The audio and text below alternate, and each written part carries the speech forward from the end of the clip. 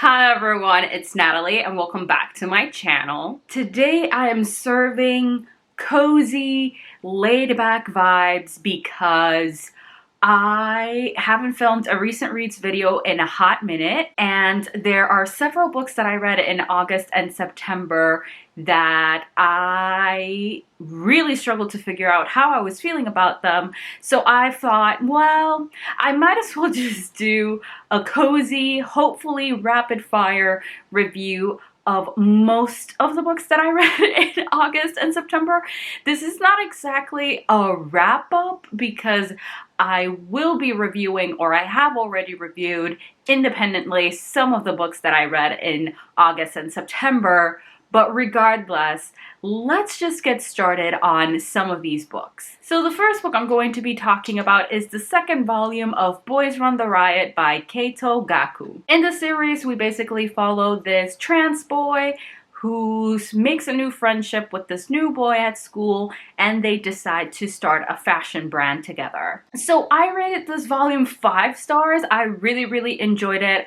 I thought it was really good. It built on what happened on the first volume and made it even better. I liked the complexity of the side characters we had going on here. We had a kind of non-binary character here who was super chaotic, and I appreciated that a lot. I also like that we saw the complexities of being an ally to a trans person, and we had this one character who's like really well intentioned, but she's not always saying the right thing, doing the right thing, but she's always trying her best, which is great. And I also liked that in this volume we got into how challenging it is for the protagonist to find a job that he's comfortable working there, because since he's so early on in his transition, he's mostly just trying to do a social transition. He's not really getting acknowledged for his gender, and that makes the workplace fraught for him. So I really like that this volume tackled all of that stuff, and I'm really looking forward to the third volume. The next book I'm going to be talking about is Punderworld by Linda Sajek, or however you pronounce this person's last name. So I gave this 3.5 stars, but I might lower that to a 3-star. Honestly, this wasn't super memorable. It was fine. It was a graphic novel retelling of the Hades and Persephone myth, and it was just fine. It was just fine. I thought some of the parts were cute, but I also felt like it felt too traditional. Like, it felt so much like something I had seen before. So I was just, I don't know, it was this weird thing where I felt like there was creativity, but that it was used in the most boring way possible. I don't know if that makes any sense at all, but that's how I felt reading this. So who knows if I'll pick up the second volume of this. It was all right. You can try it out if you're into Hades and Persephone. You will likely at least find it enjoyable. The next book I'm going to be talking about, actually this video has started with just a bunch of graphic novels and manga, because the next one I'm going to be talking about is also a graphic novel, and that is The Magic Fish. This one was fantastic. I gave this 5 stars. It's about this Vietnamese boy, if I'm not mistaken, who hasn't come out as gay to his parents, and he's getting ready to come out, but there is a sudden death in his family, and so he feels like it's not quite the time to come out, you know? And so he's dealing with all of this stuff. I was completely obsessed with this. I bought it on a whim. I think I paid like maybe $1 for it. I don't know, but I'm so happy I picked it up because it was just quality content, truly quality content. I don't have too much to say about it, mostly because my memory is worth nothing nowadays, but I would highly recommend it. I felt like it had so much complexity, the artwork was beautiful, and the storyline in general was something that I felt I hadn't really read before, which is honestly what I appreciated about it. Anyway, let's move on to the next book. So the next one is a poetry collection. It is Dear Diaspora. This one is either by a Vietnamese American or Vietnamese Canadian author, which the same thing applies to The Magic Fish. And it was awesome reading both of those back to back, even though they're radically different from one another. As someone who is not super aware of Vietnamese stuff in general, history, culture, etc., reading both those texts back to back, like, really, basically it fed into one another. Like, they enriched the experience of each other, even though one of them is a middle grade, basically, graphic novel, and the other one is a poetry collection. Completely different demographics, completely different approaches to similar topics. But overall, I'm so happy that coincidentally I did that, because it was very much not on purpose. So I gave this poetry collection 3.75 stars. I overall enjoyed it, but it was just missing a little bit of something to push it over the edge and make it a 4-star for me. But overall, I'm glad I picked it up. I think I got this as an ARC from NetGalley. So I almost have no memory of this at this point, only that I mostly enjoyed it. So I have in my written review that it's mostly exploring language, memory, and grief. So those are all like interconnected throughout the poems, which I really, really enjoyed. And the whole collection had a very strong sense of storytelling. So even though it was poetry, it felt very much in line with, what's the word? I don't know words anymore, but it basically felt very in tune with the traditions of storytelling. And I just appreciated that, you know? The next book I'm going to be talking about is A Memory Called Empire by Arkady Martine. This one is... oh boy, how do I describe this? It's science fiction. It's about this woman who lives in the space station, and she goes to this planet, I think, as an ambassador.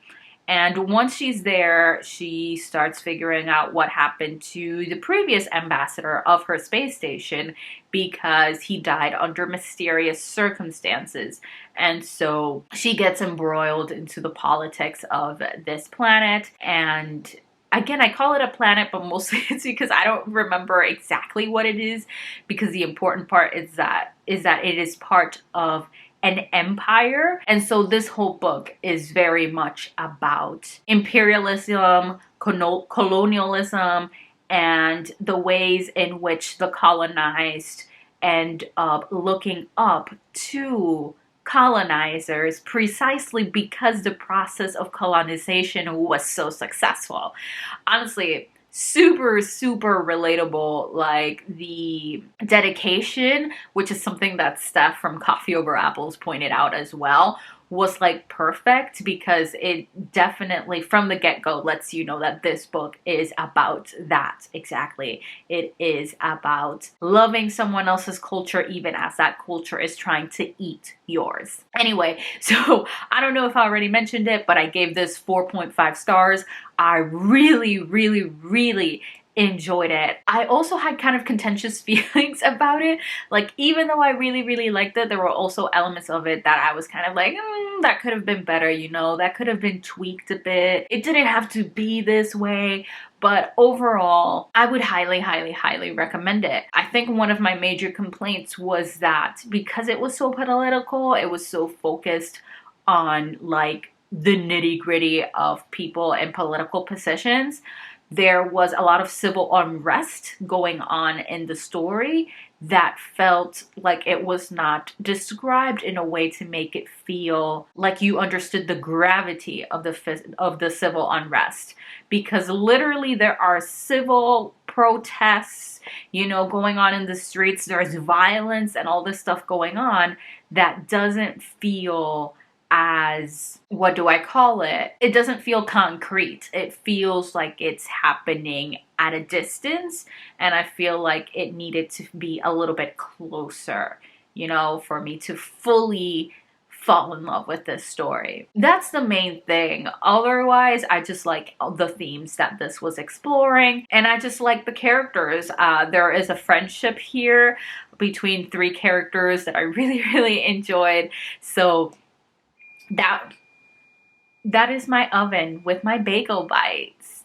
I'll be back. Okay, so I'm back and I have my bagel bites here. So this is an impromptu mukbang, I guess. So the next two books I'm going to be talking about are Volume 1 and Volume 2 of Blue Period by Tsubasa Yamaguchi. So in this one, we follow this boy who is academically very smart, but is not really passionate about anything. And so in this first volume, he discovers a love and interest in art. And so we follow him as he decides to pursue art as his passion. So I rated the first two volumes 3.5 stars. They weren't my favorite, but I really enjoyed them. I just felt like there are little issues in both of them that made it so that they didn't really get those 4 stars from me. In the first one, it's that although I appreciate that this includes like art explanations and stuff like that, it also sometimes feels a little bit too heavy-handed and can be a little bit boring and kind of slow down the pace of the story in a very strange way, because otherwise I feel like the pace of the story is fast. Especially in the second volume, we really progressed through the protagonist's life, Yatora, at a speed that I feel like is fast. So there was that frustration. However, I do like the whole premise. So the first volume was enjoyable because I like this idea of this boy who is trying to figure out basically what he cares about in life. And he finds art and he's suddenly like very invested in it, and he wants to work as hard as possible to succeed, to thrive and be good at it, because he knows that his family really can't afford art school, a private art school. So if he's gonna do this, he needs to aim for the best, and he needs to aim for the least expensive art school, which is very difficult to get into. And so he's just pouring his all into art now. So I enjoy that. And then from volume 2, I really like that we had a lot of Yuka content. Like, I'm completely biased, but I am obsessed with Yuka and what's his name again? I forget his name because it is unfamiliar to me. Yotasuke. Yota and Yuka, absolutely everything to me. The trance energy they give is impeccable, iconic. Yuka is, at the very least, gender non-conforming. And in the second volume, we really delve into that, into how he's interested in boys, but he dresses in a very feminine way, and he is rejected by a boy, and he's very heartbroken about that. It's a whole thing. It totally broke my heart, but I am 100% ready to protect him from any and all harm. Obsessed. I'm really hoping that we'll get more serious conversations about his gender identity, his gender presentation, his sexuality, and all of that, because I just feel like we only scratched the surface because Yatora is the main character, and so of course Yatora is not privy to everything going on in Yuka's life. But neither here nor there. And then Yotasuke is another super interesting character that personally I headcanon as a trans boy. He just looks adorable and angry and cute, and I just feel like he gives trans boy energy. Again, I think it's something about the mix of his soft aesthetic, while at the same time he looks angry all the time. I don't know, but he just gives me trans boy vibes, and I would risk it all for him. I also really like his interactions with Yatora, the protagonist. There is a lot of contention in their relationship because Yatora looks up to Yota because he's very talented, but Yota is kind of like Yosa, whatever his name is, because I'm terrible. He is frustrated with Yatora because Yatora could pursue so many other things because he's academically smart, but he decided to go for art, and he's kind of like, why are you even here?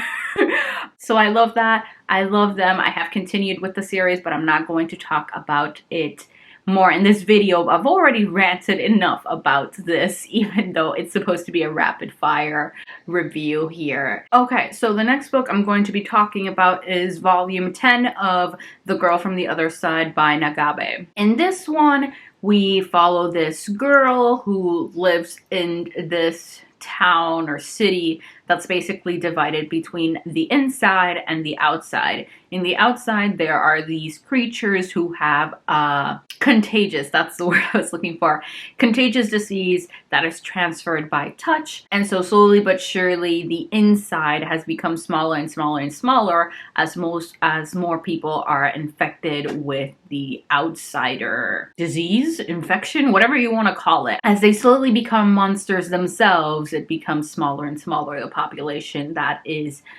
healthy. So I gave this volume 3 stars. It is the lowest rating I think I have given any volume in this series, except maybe the first one, and even then I think I gave the first volume 3.5 stars, maybe even 4 stars. I can't remember anymore.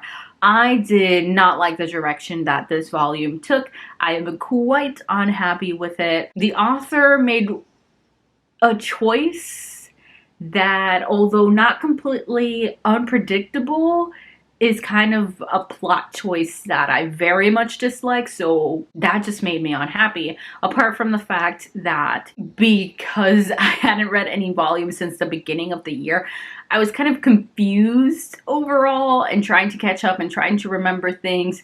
I don't know, it was just not a good time, okay? It was just not a good time. The last book I'm going to be talking about is She Who Became the Sun by Shelley Parker Chan. This is a retelling of what emperor? Reimagines the rise to power of the Ming Dynasty's founding emperor. And so it's about this woman who dresses as a man, joins a monastery, and eventually is slowly crawling towards power in order to become emperor, because she's really, what's the big word in this one? Oh my god, how did I forget the word, even though it's mentioned so many times in this freaking book? Shit. Purpose? No. Destiny? I don't know. I gave this book, I'm all over the place because this is another of the books that I was kind of everywhere about. So I gave this 3.5 stars. There were certainly many parts that I very much enjoyed, but then there were other parts that I was kind of like, that could have been so much better explained, much better developed, and just better overall. So part of the issue I have with this book is that even though I appreciate that the whole point is that we're following a character that is not a good person and we're seeing her become even more power hungry and more self-serving and all of that stuff, I just don't care about her. I don't care about her story. I don't care about what she's doing. It was just kind of like, okay, I guess I'm following you. You know, the characters I actually really liked were Oh Young and Lord Essen. The relationship between those two, that made this book worth reading, okay? It was complex, interesting. Honestly, if the whole book had been about them, I would have given this 5 stars because it was juicy content, okay? The tension, out of this world. Again, absolutely obsessed. It was everything to me.